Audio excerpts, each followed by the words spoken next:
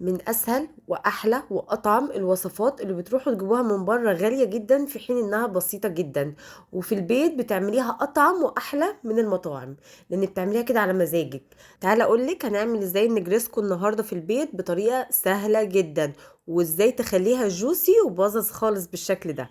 وانا ليا طريقة معينة كده في الصوص بتاعها، ازاي يطلع كده جوسي ومغرق الصينية كلها، ازاي تطلعيها قمر كده واخده وش جراتان ذهبي خطير. فتعالى اقول لك كل الاسرار والتركات، بس ما تنسوش لايك شير كومنت. ما تنسوش كمان متابعتي على البيج وعلى القناه بتاعتي باسم ريهام صبحي. يلا بينا نشوف هنعمل النجريسكو ازاي. اول حاجه عندي هعمل الحشوه بتاعتها. احط معلقه سمنه بلدي كبيره كده ومعاها شويه زيت. هنزل باتنين بصله متقطعين مكعبات.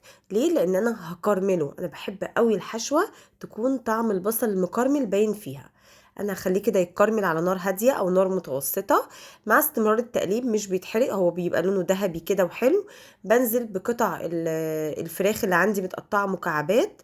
النجريسكو بتعمل بالدجاج، المكرونه البشاميل اللي بتتعمل باللحمه المفرومه، معروفه يعني.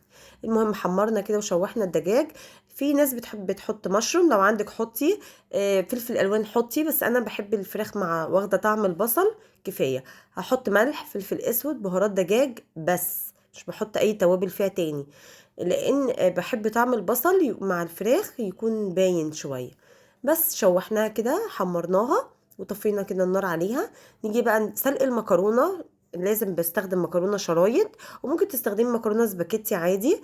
طب في سلق المكرونه بحط ميه وملح بس، ما بحطش زيت خالص.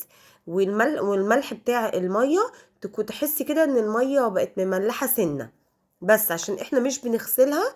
فانا ببقى عايزه المكرونه تكون متملحه ملح مظبوط. خلاص. بسلق بقى المكرونه دي. وانا ليا تركه كده في سلق المكرونه، ان انا بغطي عليها وبهدي النار ومش بتعجن، بالظبط بالظبط 7 دقايق. وبرفع الغطا بلاقيها خلاص استوت، بصفيها ومش بتتشطف. البشاميل بقى ليه تريكات برضو. هنحط قد الدقيق سمنة.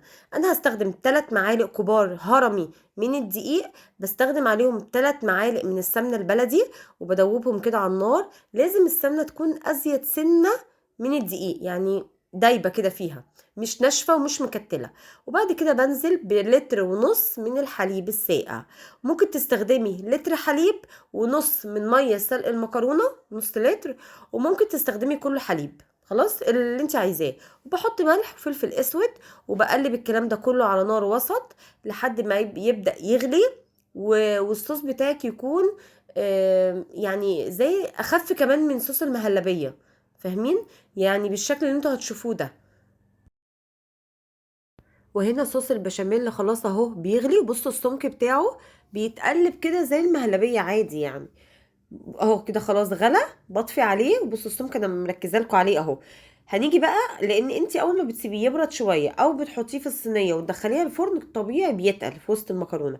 لازم ابشر عليه من على الوش كده رشه جوز الطيب. يا لهوي بتخلي البشاميل ده ريحته تجنن. تمام كده. نركنه على جنب، تعالوا نعمل الصينيه مع بعض. اول حاجه بجيب عندي المكرونه الشرايط اهي.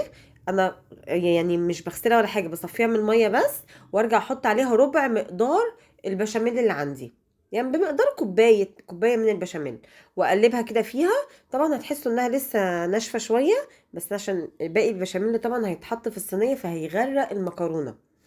نجيب بقى الصينيه بتاعتنا. بحط شويه بشاميل في قاعده كده، واحط بعد كده شويه مكرونه، اوزعها كويس بالشكل ده زي ما انتوا شايفين. بحط نص مقدار المكرونه بتاعتي. حاولي بقى، المكرونه الشرايط بتكون ماسكه في بعض شويه غير المكرونه القلم اللي هي الفرن. فحاولي تفككيها من بعض كده، ايه، بتوزعيها كويس في الصينيه. وانا احب القاعده بتاعه المكرونه اللي من تحت تكون اتقل شويه، يعني اتخن شويه من الطبقه اللي على الوش. وبعد كده بحط حشو كده، حشوه الفراخ اللي انا عملتها. خلي بالكم البصل ده مكرمل مش محروق. خلاص. وبعد كده خلاص وزعنا الدجاج بتاعنا. هنحط رشه جبنه موتزاريلا، ودي اختياري، ممكن تحطي خضار، ممكن تحطي اي حاجه في الحشو براحتك، بس انا بحبها كده. حطيت بقى ايه رشه جبنه موتزاريلا خفيفه، مش بنحط كتير عشان بس تمسك الفراخ جوه المكرونه. وبحط اخر طبقة من المكرونة اللي باقية. والطبقة اللي على الوش دي مش لازم تكون طبقة سميكة، يعني طبقة خفيفة كده. بس نوزعها كويس، وبعد كده ننزل بقى بالبشاميل بتاعنا السايح النايح ده. زي ما انت شايفاه وزعيه بقى كده على كل الصينية بتاعتك، هتلاقي ايه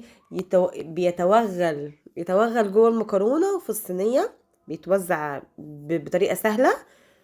وبعد كده على الوش بقى ايه، نيجي للجبنة الموتزاريلا بقى، غطي الوش بتاعك جبنة موتزاريلا محترمة زي ما انت هتشوفوا كده دلوقتي. حطي لي لايك اسفل الفيديو، وشيري الوصفة مع اصحابك عشان تشوفوا تركاتي في المكرونة النجريسكو مختلفة عن اي حد تاني. نوزع بقى كده ايه رشة الجبنة الحلوة دي.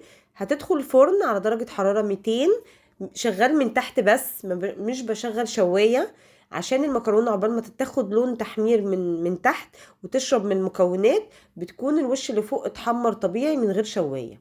فانا مش بشغل شواية الا لو حسيت ان الفرن عندي هادي ومش موصل سخونة طبقة يعني سخونة كويسة من فوق، فبشغل الشواية لحظة. المهم انا عايزه اللون ده يبقى ذهبي، هتطلعيه ذهبي لما تسيبي الصينيه تتحمر طبيعي لوحدها في الفرن. وبس، وتعالوا بقى نقطعها ونقدمها. فظيعه وخطيره وطعمها يجنن. جربوا الوصفات واكتبوا لي كومنتات عشان انا بحب اعرف ارائكم، واللي بيعملها بطريقه مختلفه واحلى من طريقتي يكتب لي في الكومنتات. اشوفكم على خير في وصفات جايه كتير. باي باي.